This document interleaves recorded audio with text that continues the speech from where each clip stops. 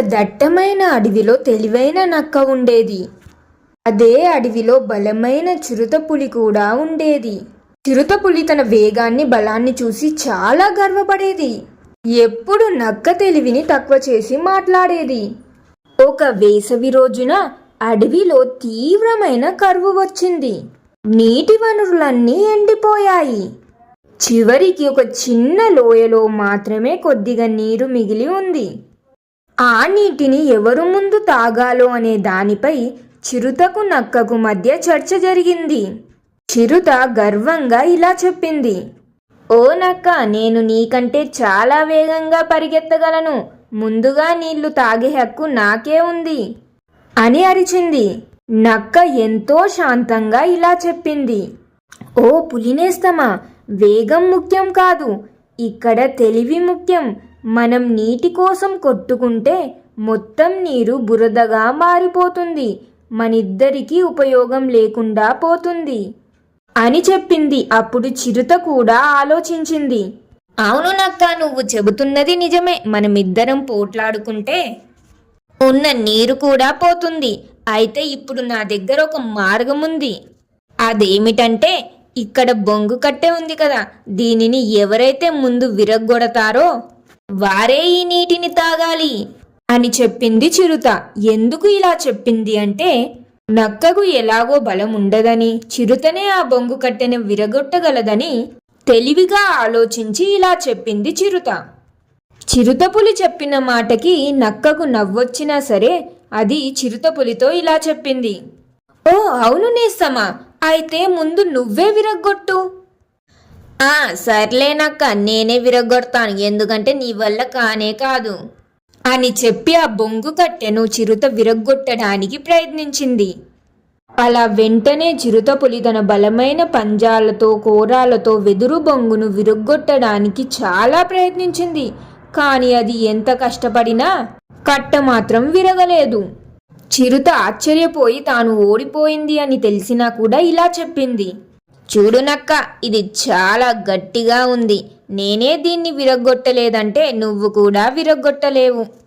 కానీ ఒకసారి ప్రయత్నించు, ఎందుకంటే ఏదైనా ఆట పెట్టినప్పుడు అందులో ఇద్దరు ప్రయత్నించాలి. కావున నీ వల్ల కాదు, అయినా కూడా ఈ కట్టను కొంచెం పట్టుకొని చూడు" అని ఎటకారంగా చెప్పింది. అప్పుడు నక్క ముందుకు వచ్చి తన పదునైన పళ్ళతో వెదురు బొంగుకు ఒక చివరన చిన్న రంధ్రం చేసి ఆ లోయ నీటిలో దాన్ని ముంచి వెదురు లోపలికి నీరు నింపింది. ఆ తర్వాత ఆ వెదురును పైకి వంచి నీటిని చక్కగా నేలపై ఉన్న ఒక రాయిపై పోసి, అనగా అది మంచిగా గుంతలాగా ఉంది, అందులో నీరు పడేటట్టు చేసింది. అక్కడ ఒక చిన్న నీటి కొలను తయారు చేసింది.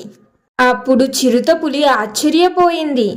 ఆ చిరుత ఇలా చెప్పింది, "ఓ, ఇది చాలా అద్భుతం నక్క. నువ్వు ఏమో అనుకున్నాను, కానీ బలం కంటే నీ తెలివితోటి మంచి ఉపాయాన్నే కనుగొన్నావు. అద్భుతం" అని చిరుతపులి నక్కను మెచ్చుకుంది. అప్పుడు నక్క ఇలా చెప్పింది, "చూడు చిరుతనేస్తమా, నువ్వు ఎప్పుడు నీ బలం కోసం గొప్పలు చెప్పుకుంటావు, కానీ బలం కంటే తెలివి కూడా ఒక్కొక్కసారి మంచిగా సహాయం చేస్తుంది. చిరుతనేస్తమా, నీకు ఇంకొక విషయం చెప్పాలి. సమస్యకు సమాధానం బలం కాదు, సరైన విధానం సమయస్ఫూర్తి. నీ బలాన్ని ఉపయోగిస్తే బొంగు విరిగిపోయేది తప్ప నీరు పైకి వచ్చేది కాదు. నా తెలివిని ఉపయోగించి మనిద్దరికి నీరు దొరికేలా చేశాను. ఇప్పుడు ఈ నీటిని నేను మాత్రమే కాదు, ఇద్దరం కలిసి తాగుదాం. సరియైన సమయానికి సరియైన తెలివిని ఉపయోగిస్తే ఎటువంటి సమస్య అయినా పరిష్కరించబడుతుంది" అని చెప్పింది నక్క.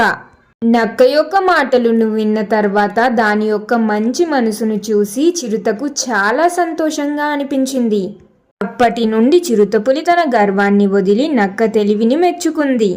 ఇద్దరు కలిసి ఆ చిన్న కొలనులోని శుభ్రమైన నీటిని తాగి దాహం తీర్చుకున్నారు. అవి అప్పటి నుంచి మంచి స్నేహితుల్లాగా మారాయి. మోరల్ ఆఫ్ ద స్టోరీ, ఈ కథ ద్వారా నేను మీకు తెలపాలనుకున్న నీతి ఏమిటంటే, సమస్యలను పరిష్కరించడానికి కేవలం బలం లేదా వేగం సరిపోదు. సరియైన సమయంలో ఉపయోగించే తెలివి మరియు వివేకం అనగా సమయస్ఫూర్తి ఎప్పుడూ గెలుస్తుంది. చూశారు కదా ఫ్రెండ్స్, మరి మీరేమంటారు? ఈ కథ విన్న తర్వాత మీ అభిప్రాయం ఏమిటి, మీకు ఎలా అనిపించింది అనేది కామెంట్స్లో తెలియజేయండి. కథ నచ్చితే లైక్ చేయండి, మీ ఫ్యామిలీ అండ్ ఫ్రెండ్స్ తోటి కూడా షేర్ చేయండి. ఇంకెన్నో మంచి కథల కోసం ఇప్పుడే మన ఛానల్ని సబ్స్క్రైబ్ చేయండి. ఇంకొక మంచి కథతో మళ్ళీ కలుద్దాం. ధన్యవాదాలు.